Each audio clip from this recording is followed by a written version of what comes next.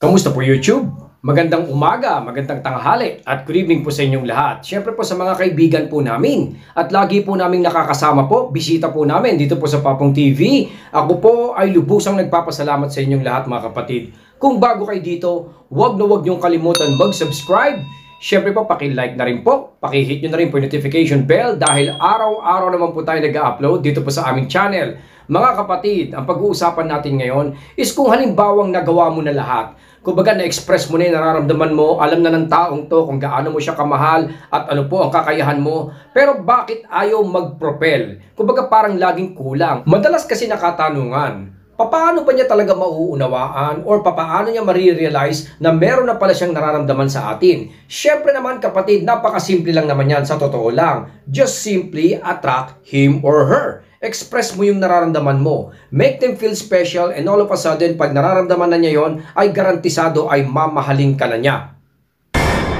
Mga kapapong, hindi ko po iko-contradict yon dahil sa totoo lang, yun naman po talaga ang natatanging paraan. Pero bakit po ngayon ay ex-boyfriend or ex-girlfriend ka pa rin or kumbaga parang suitors ka pa rin, umaasa ka pa rin hanggang sa ngayon? Provided naman na nasabi at napaalam mo na sa kanya. Today po ay pag-uusapan natin kung bakit until now ay hindi pa rin niya ma-reciprocate yung nararamdaman mo sa kanya. Naguguluhan, malamig, dry, hindi po niya alam ang gagawin, mixed emotion ang napapakita niya sa iyo. Isa sa pinakapaboritong topic ko to mga kapapong. Pero bago yan, lagyan po muna natin ng patalastas. Ayun o!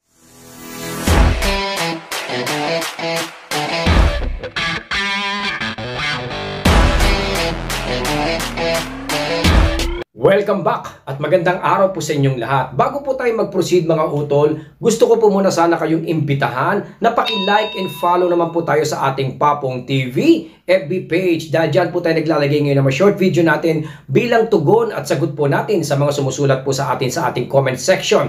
Mga latest po sa ating channel ay dyan din po muna nating nilalabas mga kapatid. Maraming salamat po. Kung nagawa mo na po o na-express mo na po sa kanya yung nararamdaman mo, well, the initial stage ng proseso ay tapos na. And now, bumuo po tayo ng ilang mga effective traits to make him or her realize yung totoong nararamdaman o pwede niyang maramdaman sa'yo. Ang ibig ko pong sabihin ay kung na-express mo na po yung nararamdaman mo kapatid ay maaaring kulang. Kaya po hindi tumutuloy sa isang genuine love. Ito po yung dinevelop at tinutukoy po natin na tinatawag ko pong additionals or mga emotional supplement na hindi po nagagawa o hindi po na ipo-priority sa maraming pagkakataon. Lagi po itong nakakalimutan in making them realize na mahal pala niya tayo. 83% ito mga kapapong na mga nililigawan o binabalikan po nating ex ay hindi po nagsasucceed because kulang ng mga emotional supplements tulad po nito. Okay po, kung halimbawang alam na po ng taong mahal natin yung totoong nararamdaman natin sa kanya, kailangan po nating ipakita yung number 1 which is source of strength. Kailangan makita po niya na very composed ka. Mayroon kang kakayahan at kapasidad para i-handle yung mga magiging problema po ng isang relationship.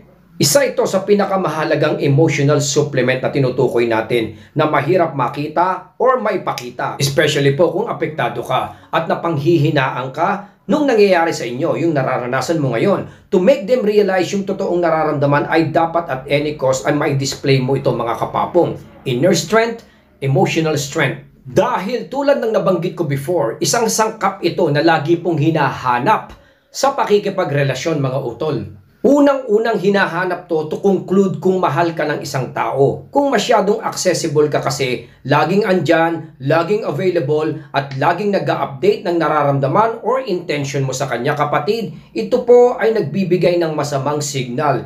Sigurado kasing masesense niya na dependable ka at any cost sa kanya. Nagsisignal kasi na parang hindi mo kayang maging happy kung wala po siya kapatid, making you appear weak and lack of strength. Kaya mahalagang maiparamdam mo to utol.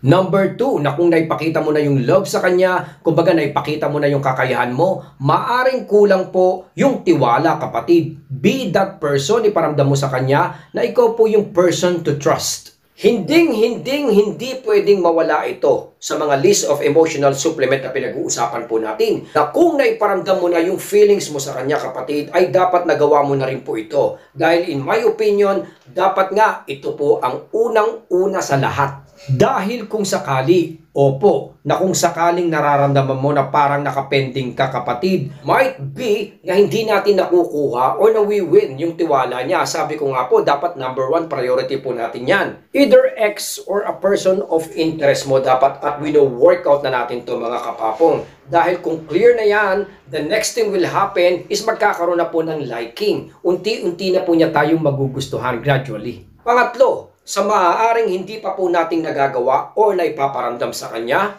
na dapat totally ay maintindihan at maklasify niya or makonclude na nga po niya na emotionally attached or love na pala yung nararamdaman niya sa iyo, is yung lagi ko pong ipinapaalala sa marami. Sa ating po mga one-on-one consultation ay lagi ko pong ibinabanggit, kapatid, na make him or her miss you, kapatid. Sa mga ilang video natin ay nabanggit ko na rin po na learn the art of timing. Kumbaga, lagi tayo nakapush, lagi natin ginagawa yan. Alam ko po yun, hindi naman po pwedeng mawala na hindi tayo mag-express na ipakita natin kung ano talagang kakayahan natin sa kanya to handle a relationship or kung gaano natin siya kamahal.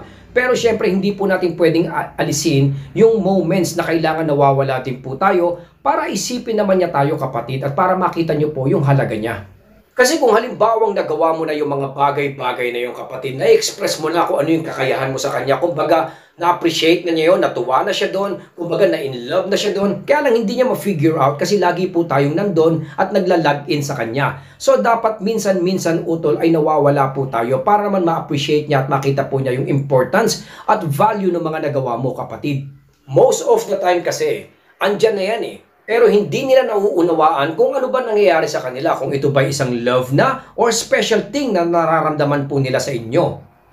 Hindi nila yan malalaman, kapatid, at hindi nila lubusang maiintindihan kung di natin na ipapakita yung mga sitwasyons na ganito. Yung mga tinatawag ko nga pong emotional supplements or additional na kailangan pong gawin natin.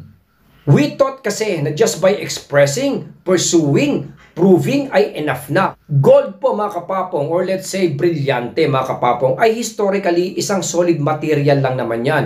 Back in the days ay baka inaapak-apakan at tinatapon-tapon nga lang yan ang mga ninuno natin. Pero tao din ang gumawa nito to make it valuable. Na ngayon nga ay nagpapatayan at nag-aaway pa ang kapwa, kapatid, just to achieve it. Tulad din po yan sa sitwasyon nating, kapapong. The importance na ginagawa mo ay nakikita at nararamdaman na niya yan. Pero wala tayong ginagawa for him or her to feel at makita po niya yung weight, value at yung kalibre po, kapatid, ng ginawa mo. Dahil kung patuloy tayong magiging accessible sa taong to, mga utol, ito ay magiging parang routine na lang. Oo, maganda sa pakiramdam, pero hindi po niya nami-miss yung mga bagay na yan kasi lagi ka pong nandyan, present po sa tabi niya. Napapansin niyo po ba sa mga pelikula? Pero hindi ko po sinasuggest na gayahin po natin yon, i-base po natin doon at gawing guidance. Pero just an example lang naman po, mga kapapong. Diba, in every romance and storyline, yung mga love story po na napapanood natin, ay laging nawawala for a while, then bumabalik, then nagiging happy ending yung movie, di ba? Tama po ba? Napansin niyo po ba yon? Para maging happy, romantic ending at exciting po yung pelikula, almost every one of us ay nakaka-hook up dito, kapatid. At sa ganitong klaseng senaryo, kahit some of us ay ayaw manood or sinasabi nilang ayaw namin ng mga love story na ganyan, pero hindi may tatanggi na lahat tayo ay may desire na ganun ang mangyari or ending, di ba? Kaya if you keep pushing and pushing and pushing, express tayo ng express ng nararamdaman natin, kapatid, pero hindi natin kinakambyuhan or hindi tayo nagdadagdag ng mga emotional supplements na to, ay hindi rin po niya mafe-feel yung totoong nakikita niya sa inyo o nararamdaman niya, kapatid. Maaring nandyan na yan, maaring nakikita na niya yan, nami-miss ka na niya, kaya lang hindi po natin ginagawa yung mga emotional supplements para talagang bigyan na po ng ultimatum or tudok yung nararamdaman niya sa atin. Hanggang dito na lang po muna si Papong TV, mga utol. I hope na nakatulong po tayo dyan. Tandaan lang po natin, syempre kailangan natin mag-express. Alam ko yun, kailangan natin iparamdam, sometimes kailangan natin mag-confess. Pero paminsan-minsan, kapatid, sundin natin tong 3 emotional supplement na to para naman makita niya talaga yung iyong value. Mahalaga to mga utol. Hanggang dito na lang po, suportahan po natin ang mga YouTuber na Pilipino. Ingatan po natin ang ating pamilya mga utol. Maraming salamat po sa inyong lahat. Papong TV,